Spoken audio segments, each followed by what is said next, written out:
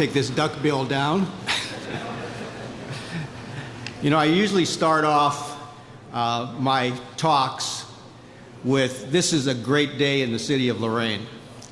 But today I'm going to start it off with, this is a very, very great day in the city of Lorain.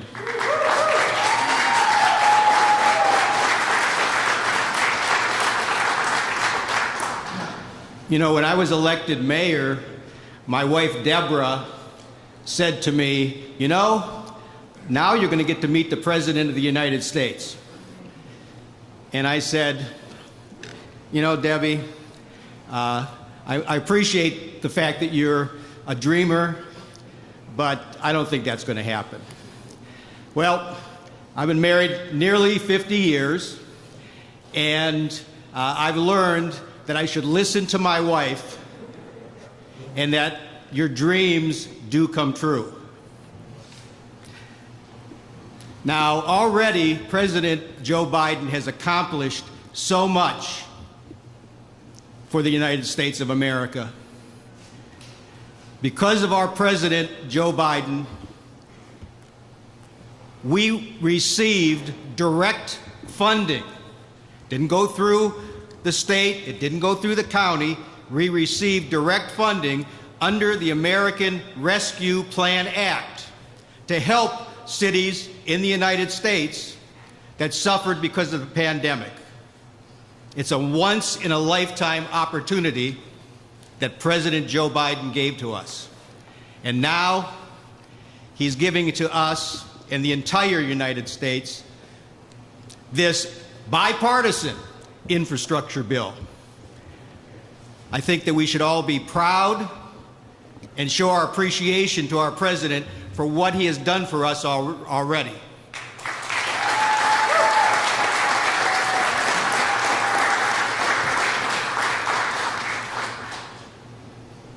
Now, our president has a good partner here in the state of Ohio, and that is our Congresswoman, Marcy Kaptur.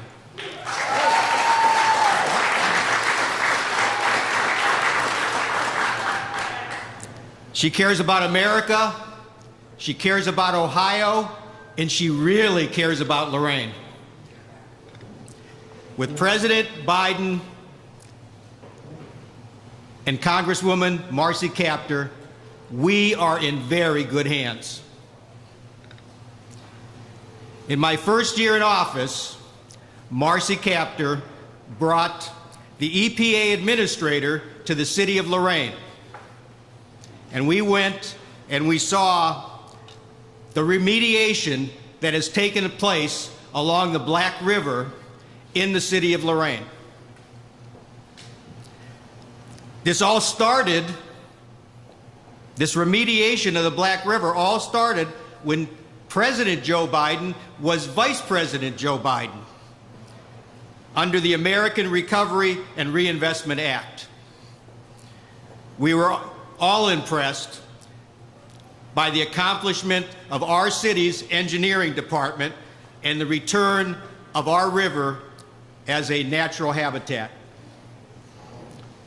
Today, President Biden is here in Lorain to help Lorain, as well as other cities on the Great Lakes, through the bipartisan infrastructure law to help clean up the areas of concern along the Great Lakes. It is our sincere hope that by 2030, the Black River will no longer be an area of concern and that the ecosystem will be renewed from all the years of neglect. Without our president's help, this would never have been accomplished. It's now my great honor and pleasure to introduce to you our Congresswoman, the longest serving Congresswoman in the United States House of Representatives, Congresswoman Marcy Kaptur.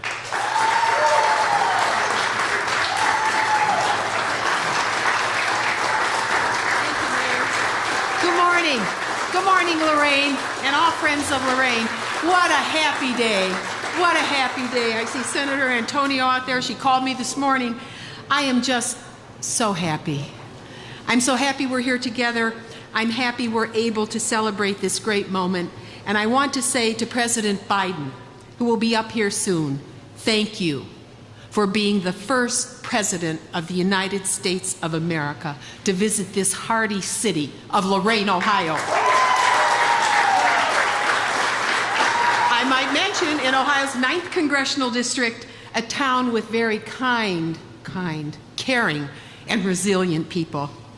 Lorain is the hometown of Nobel laureate Toni Morrison, but also of Kudrowski's Bakery and El Centro Único. Lorain is the home of Admiral Ernest King, who led our nation during World War II as Admiral of the United States Navy through the entire war. Lorain is home to Fligner's Supermarket with the longest meat counter in Ohio, and the Mexican Mutual Society here. Lorain is the largest Puerto Rican settlement west of New York City. Mr. President, and I know you're hearing my words, welcome back to America's heartland.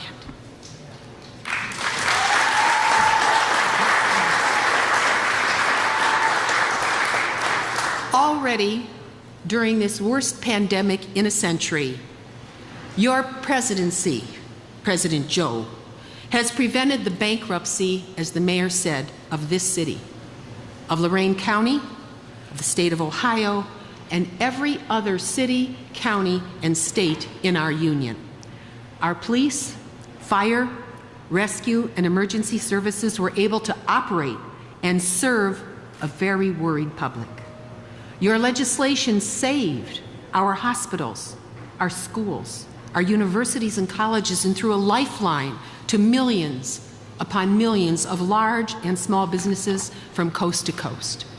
As America began to recover from this roller coaster pandemic, your historic legislation assured that millions of retirees, including over 60,000 families here in Ohio, the most impacted state in our union, who kept their multi-employer pension plans for which they had worked their entire lives.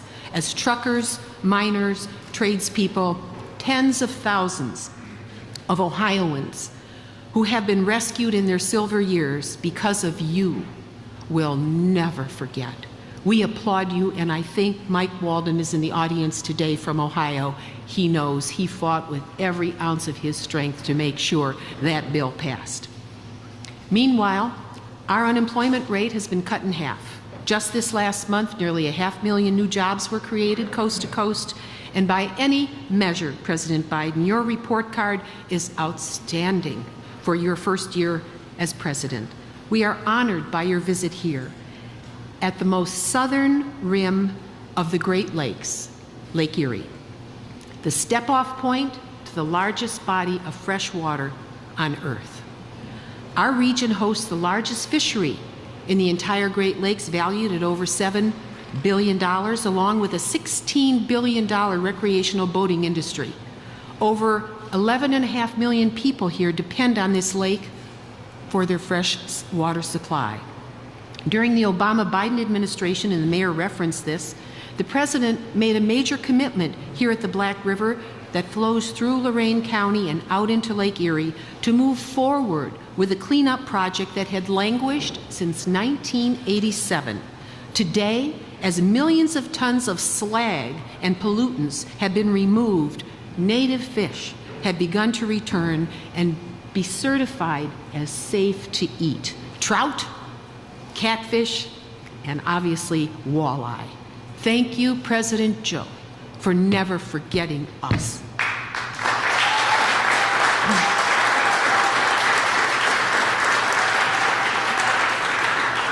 I have served in the Congress during the tenure of 6 presidents. I can honestly say, President Biden, you have done more good works to benefit this region already and into the future with the passage of the Rescue and Infrastructure and Job Acts than any other president whom I have walked alongside as a member of Congress. The American people, over the next 5 years and more, will develop a greater understanding of what you have achieved as they begin to experience the modernization of our nation in an era of climate change, and today is proof of it. The American people will build modern infrastructure, including right here. New energy technologies, multimodal transportation, revolutionary water and wastewater technologies and innovations, restored water systems, cybersecurity, broadband, and so much more. As a co-chair of the Great Lakes Task Force, I thank you for your decision to construct a permanent barrier in Illinois to prevent the Asian carp from getting into and destroying our entire Great Lakes fishery. Your major decision as well to fund the modernization of the Soo locks up in northern Michigan so that those passages will make it possible for every single vessel that operates on the lakes and all of our port communities across the Great Lakes will be more competitive in an era where China and Russia are hungering strategically for control of ocean passage. Thank you for being here with us today, Mr. President, and every day. The burdens you bear are extremely heavy. Russia stands at Ukraine's border, and we pray for peace. We know, we have an idea of what you are doing in working with our allies to make that possible. Our region stands with you to build back better the America we love. And because of the announcements such as today's, leave our nation better than we found her for the generations of Ohioans and Americans who will follow. God bless you. May you have fair winds and following seas in your service. And we are very grateful for your visit today. Thank you for all the guests who are here, including my dear friend, Secretary and former Congresswoman Marcia Fudge of Cleveland, Ohio.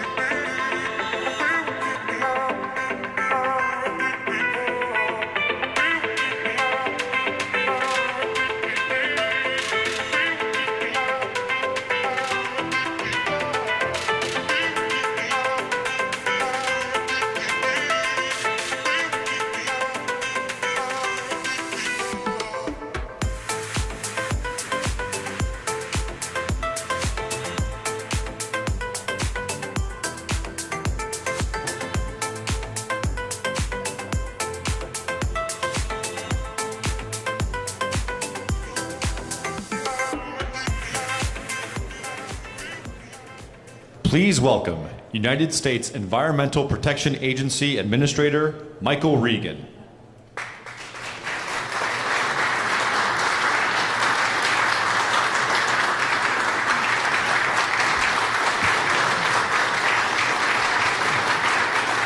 Thank you. Thank you so much. I want to thank Congresswoman Capter for those warm remarks, your leadership, your steadfast leadership. Thank you so much. Really appreciate that. Mayor Bradley, thank you for the warm welcome. We're glad to be here in your home city. You know, it's such an honor to join President Biden here in Lorain, Ohio, a community that embodies the promise and the potential of the bipartisan infrastructure law. At the heart of this law is an inherent understanding that protecting the environment and protecting the economy, well, they're not mutually exclusive. They actually go hand in hand. And nowhere is that more evident than when it comes to protecting the Great Lakes.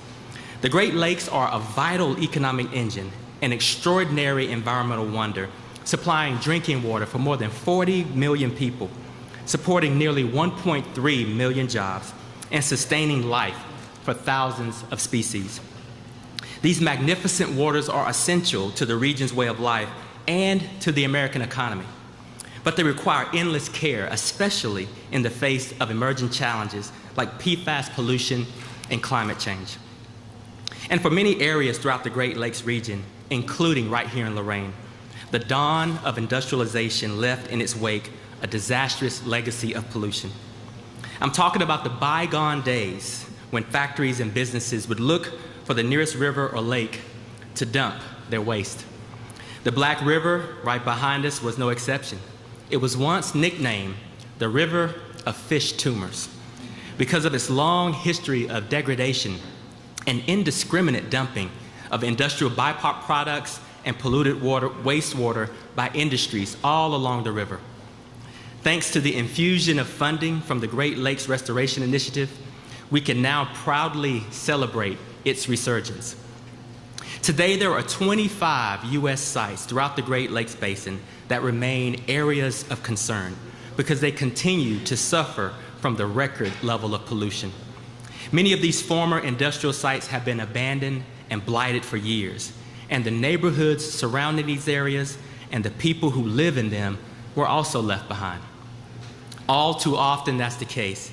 Many of these areas include or are adjacent to communities of color, communities where poverty levels are well above average, and communities that already bear the highest burden of environmental pollution. For more than 2 decades, plans were drafted to address the contamination, but without sufficient funding to do the work. Progress has been painfully slow. An unwillingness to dedicate the necessary resources left waterfront communities, many of them underserved, reeling from the consequences. Well, I'm proud to say that that ends with the Biden administration.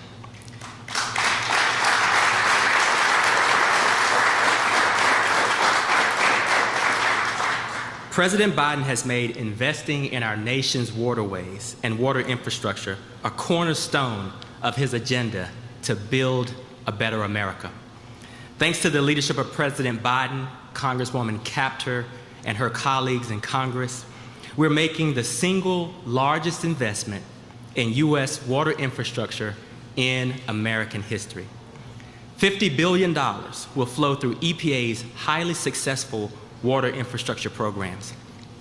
Here in Ohio, that means an investment of $242 million in infrastructure funding in this year alone, which will create roughly 3,700 jobs, with more to come.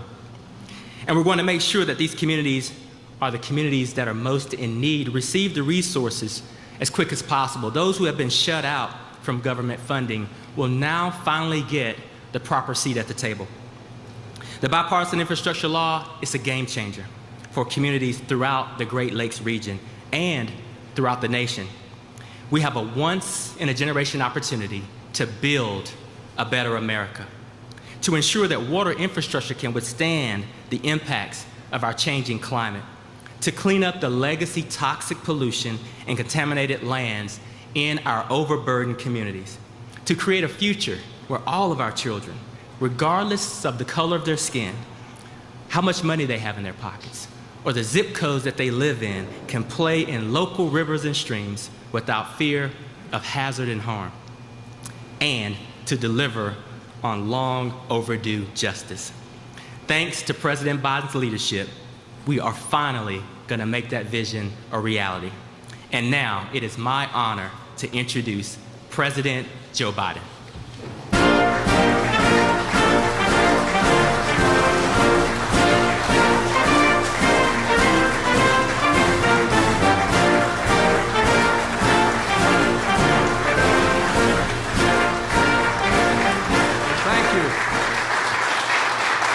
Thank you, thank you, thank you.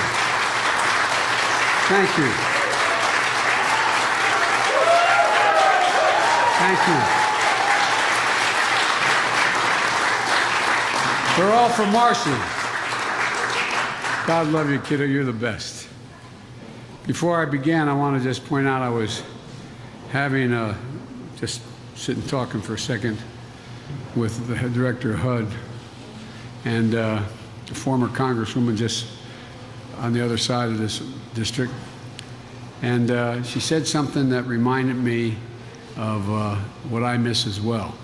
She said, "It's so good to be home in Ohio." No, I really mean it. And I said, "You're probably the only one here that understands that every time I get a chance, I go home to Delaware." You think I'm joking? I'm not. I represented Delaware for 36 years as United States Senator. And just like most congressional districts, the good news is the bad news. Everybody knows you. Well, it's great to, it's great hearing you say that. It's great hearing you say that. Well, Administrator Regan, I talked him into coming out of what they consider God's country down there in the Carolina area. And he came up and took on this job. And as I said, and a proud daughter of Ohio, Secretary of Housing and Urban Affairs, Marcia Fudge, who's represented the district as well.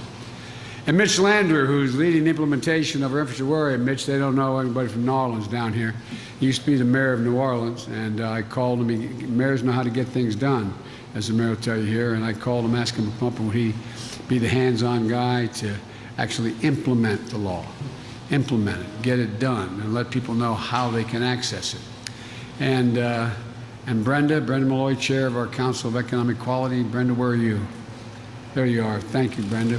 We rode up together on the aircraft together, and it's great to have you as well. I also asked to say hello from someone who you know in Lorain, but couldn't be here today.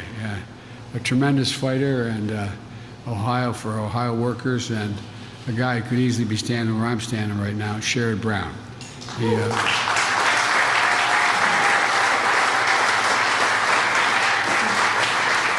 Sherrod Brown working in the Senate, keeping an eye on that other team, see what's going on. It's good to see you, Congresswoman Shontel Brown. Where are you, Shontel? I said, there you go, right in the front there. Congratulations, and it's great to have you here. And of course, Marcy Kaptur. Marcy has not only made history as the longest-serving woman in the history of the House of Representatives. Every day she's making a difference. She never, ever slows up. And she's helping this region compete, and thrive, and come back.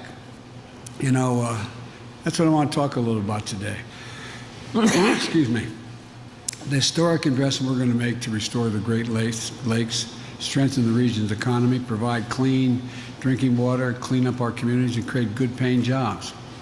A year ago, when I spoke at a joint session of the Congress, I was coming off the podium, the platform, and Marcy came up to me, and with all the press in the gallery looking down, handed me a note, a letter. And the commentators and reporters were so damn curious, what did she hand you? What's in that note? And I said, I can't tell you. No, well, if you know Marcy, you know what that letter was about. The Great Lakes. The Great Lakes. She described the treasure the Great Lakes are. They connect 8 states, 2 nations. They provide more drinking water than any set of lakes in the world, and more than 40 million people benefit from that. They support more than 1,300,000 jobs in manufacturing, tourism, transportation. warehousing, farming, and fishing, and they're essential to shipping goods made in the Midwest all across the country and around the world. Generations of families have depended on them on the boating, fishing, and hunting and swimming that they provide for everyone in this region, those who come and visit. They're home to countless natural and cultural wonders that should be conserved for all to enjoy, today, tomorrow, and for generations to come. And Marcy, by the way, I saw her tonight, she said, I got another letter for you. I don't know what the hell you got. Marcy, I promise you, I'm working like hell. But I'll read it, I promise. Whatever you say, I'll do. But Marcy's letter said, and this is why I bring it up. She said, and I quote, "The Great Lakes undergird life, work, and recreation for millions of people. And we need them. We need to invest in them if we want a brighter, more prosperous future for the region." Well, they are. They are, and we are going to. We're investing like never, ever in history. Back in 1987, an independent commission identified 43 places called areas of concern along the Great Lakes. There are areas where pollution, as EPA director said, where pollution from industry, runoff from agriculture, poor wastewater treatment, put the Great Lakes and everyone who depends on them at risk. 26 of these areas are on the United States side of the border. 12 of them are in Canada, and 5 are shared between the United States and Canada. And our mutual nations made a commitment to clean them up, to be good partners, to protect these shared treasures. And for decades, there was a lot of talk, a lot of plans, but very little progress. It was slow. That changes today. Today, we're announcing an investment of $1 billion. $1 billion from the bipartisan infrastructure bill. It's going to allow the most significant restoration of the Great Lakes in the history of the Great Lakes. We're going to accelerate cleanup of sites across 6 states in the Great Lake Basin, from Duluth, Minnesota to Milwaukee, Wisconsin, Gary, Indiana, Buffalo, New York, and everywhere in between. We know these sites were dangerously polluted for decades. We're committed to clean them up. 3 decades ago, we made this commitment. And yes, we've gotten a couple of them done, like right here, like the one of my old hangouts as well. I went to Syracuse University, and I was a lifeguard on Lake Oswego, and I know the Oswego River up in New York. That was another one that's been taken care of. Now we're talking about cleaning up the Cuyahoga River behind Cuyahoga Gorge Dam, and in the process, and it passes through Cleveland. I always mispronounce it, the Mawami River, right? Wami River in Toledo. I can say Toledo. Restoring the shoreline around the Detroit River in Michigan, the St. Louis River in Minnesota and Wisconsin, the Grand Calumet River in Indiana, and so much more. Dredging polluted sediment, restoring wetlands and habitats, making the water safer for swimming, fishing, drinking, providing habitats for wildlife and wildfowl. And the study found that every dollar we spend cleaning up the Great Lakes generates between $3 and $4 in economic benefit. That's a fact. And it's a really good investment. These are not only investments in we're making the Great Lakes. Last month, we announced over $500 million to upgrade the Soo Locks in Michigan, which connect Lake Superior and the Great Lakes. 7,000 vessels, and 90% of our country's iron ore moves through these locks every single year. That ore makes nearly all the high-strength steel that goes into U.S.-made cars and appliances. Replacing and modernizing the locks will not only create good jobs doing that, it's going to strengthen our supply chains and get goods moving faster and reduce cost. This is not the totality of what we're going to do, but it's an example of what I've said from day one. We're rebuilding America. We're going to invest in America and build a better America than we found.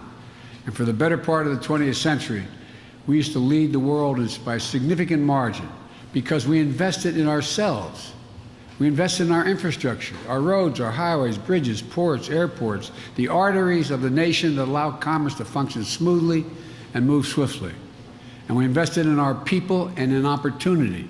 We're among the first nations to provide universal high school at the turn of the 20th century. We invested to win the space race that facilitates in facilities like Lewis Research Center in Cleveland, which is now named for my buddy John Glenn, God rest his soul. And we led the world in research and development and led the creation of the internet. But somewhere along the way, we took our eye off the ball. We took our eye off the ball. Our infrastructure used to be rated #1 in the world. Today, according to the World Economic Forum, we rank number 13 in the world. China and the rest of the world is catching up and passing us. But now, with our infrastructure law, we're reinvesting in our economy and in our people, reclaiming our leadership and creating millions of jobs for building a better America. That's what we're going to do. But as we rebuild America, we're buying American and betting on American workers. This Buy America law makes the most significant investment in roads and bridges and highways in nearly 70 years through the infrastructure law, fixing as many as 1,300 bridges and nearly 5,000 miles of highway right here in Ohio that are in poor condition. If I note parenthetically, I not long ago, I went to visit a place in Pittsburgh, Pennsylvania, where a bridge that was well over 100 feet off the ground going over a gorge completely collapsed at 6:30 in the morning. Thank God there was only 3 vehicles on it and no one died. But had it been during rush hour with kids in school buses, there would have been numerous people that would have been killed or maimed. American workers building these roads and bridges with American-made steel is how we're going to do it. Jobs making high-speed internet affordable and available to the 14% of households in the state of Ohio that don't have the internet. We also know that Ohio has the second most lead pipes in the country. You have 650,000 lead pipes here in the state of Ohio. We're going to start undoing the legacy of lead, which has poisoned too many of the region's children. That means replacing 100% of lead water pipes and service lines and addressing what they call PFAS, a dangerous forever chemical that are a threat to the drinking water here in Ohio and other parts of America. Every American, every child should be able to turn on a faucet and know that the water they're drinking is clean and safe. We're also going to create thousands of good-paying jobs in the process with union plumbers and pipe fitters. For generations, the industries that built and defined America, steel, cars, tires, paint, all of them grew and thrived right here in Ohio. Right here on the banks of the Black River, workers built and launched 900 vessels. Freighters, tugboats, tankers, minesweepers, cruisers, built right here, were part of our arsenal of democracy in World War II. Making it in America is what this region was built on, making it in America. This region built America. It's not hyperbole. I'm not just saying that because I'm here. It's a fact. The Midwest built America, and we're building it again.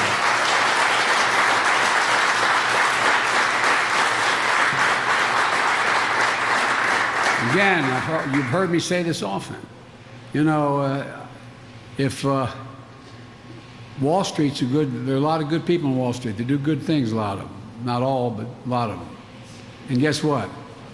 The fact of the matter, Wall Street didn't build America. Ordinary middle-class people built America. And manufacturing and unions built the middle class.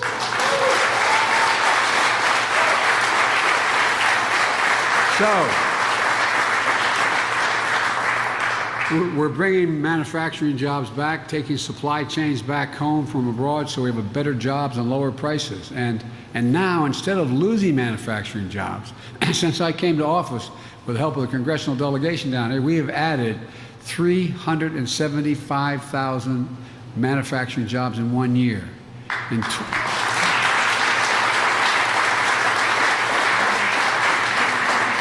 In 2021, we saw the highest increase in union manufacturing jobs in nearly 30 years. A couple of weeks ago, the CEO of Intel joined me and Senator Brown and Senator Portman. And by the way, I grew up in a Senate that really was bipartisan. Senator Portman played an important role in this legislation. And so at the White House, they came to see me, and the head of the Intel came. He wanted to announce at the White House $20 billion investment in semiconductor campus outside of Columbus, Ohio. Now, semiconductors are badly needed, those computer chips to manufacture automobiles, appliances, cell phones, and so much more. We invented them, but we don't make them anymore and relative to the rest of the world. It's going to create 10,000 jobs. 10,000 jobs. By the way, 7,000 jobs constructing this massive facility and 3,000 jobs running the facility, making an average salary at that facility of $135,000 a year, blue-collar workers. Pretty good money. Manufacturing essential products that are stamped made in America. And there's more. Just a couple weeks ago, General Motors announced a $7 billion investment in Michigan to manufacture electric vehicles, creating 4,000 new quality jobs. That's on top of the announcement that I say Ford, that was General Motors. And Ford made last year an $11 billion investment in electric vehicles, creating 11,000 new jobs. 3 weeks ago in Western Pennsylvania, after I went to look at that bridge, the Union Pacific Railroad announced the largest purchase of American-made battery electric locomotives in history. And because the infrastructure law also delivers $7.5 billion to build a national network of 500,000 electric vehicle charging stations all across America along our new highways. And I might add, installed by the IBEW. Last week, a company called Tritium announced a new manufacturing facility in Lebanon, Tennessee to build 30,000 electric vehicle charging stations per year using American iron and American steel and American workers, creating 500 new permanent jobs in Tennessee. We're seeing a drumbeat of good-paying jobs unlike anything we've seen in our history. But not only that, with these announcements, we're also showing that growing the economy and creating jobs can go hand in hand with protecting the environment, not decimating it, meeting the moment on climate change. Like our program to clean up abandoned mines and cap and plug orphaned oil and gas wells, sweeping and spewing methane into the air. Thousands of those wells and mines are right here in the Ohio River Valley, here in the Ohio, and they're going to get paid the same amount capping them as it costs to dig them and create those. And they're, again, good union jobs. And as good as these jobs are, folks digging those wells are proud what they're about to do because now they're going to cap them.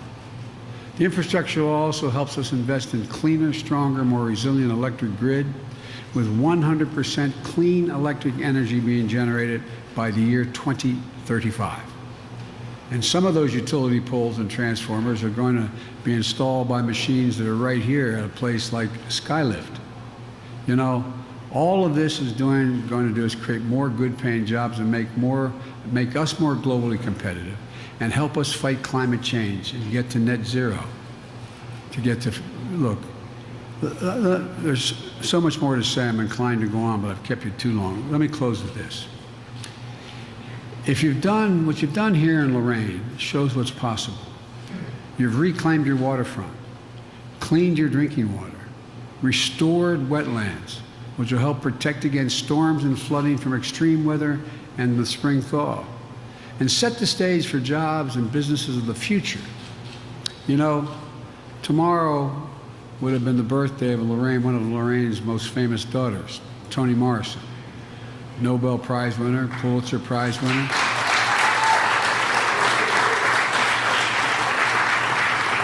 And I might add, my wife was an English teacher and professor in college. The First Lady's one of her favorite authors. I remember her going over to Princeton to interview Toni Morrison for a paper she was doing for one of her doctorates. Her doctorate, not one. She has a couple of masters, one doctorate. Toni Morrison is also the mother-in-law of the chair of my economic council, my economic advisor, Council of Economic Advisors, Dr. Cecilia Rouse.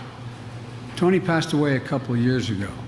The reason I mention her is not because of her relationships to the administration, but her words that she told us to live by. She once wrote, quote, "We got more yesterdays than anybody. We need some kind of tomorrow. We need some kind of tomorrow." Places like Lorain have a lot of proud yesterdays, Now they're going to have some brighter tomorrows, and because of all of you. Well, God bless you all. May God protect our troops. And the reason they tell me I've got to head out, I hadn't planned on going immediately, is because of weather going back to Washington. And there's a little thing going on in Europe right now. And so may God bless you all, as I said, and may God protect our troops. Thank you, thank you, thank you.